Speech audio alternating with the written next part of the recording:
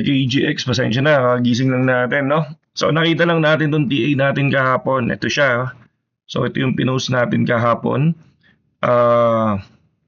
OPN USDT, 15 minutes time frame for monitoring. Ito yung nangyari sa kanya. Okay. So, nung na-break to, kung mapapansin natin, 61% yun yung inangat kasi nito, di ba?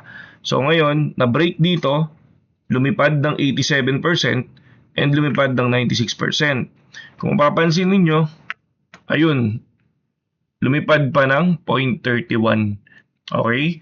So, ayan yung result ng TA natin kagabi. So, lahat ng mga ginagawa nating TA, kung mapapansin ninyo, ayan, kunyari, OB USDT 5 minutes time frame monitoring. So, ganyan yung nangyayari sa kanya. Ayan yung TA natin. And then, pinapakita natin yung nagiging result. Ganun din dito. Okay?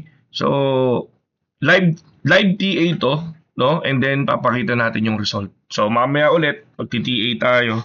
Tapos, papakita natin yung result. Every time na magpo-post ako, so, mas okay yung sabi ko nga hindi tapos na yung ongoing para at least makita ninyo kung ano yung nagiging result. So dito, ang ganda nung nangyari sa kanya, di ba?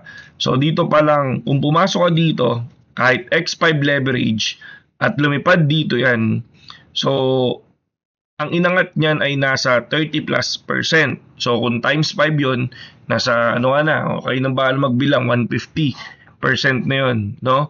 So for me, pero ako tulad ng sabi ko, lagi ako nagtitipi sa 20%. Okay?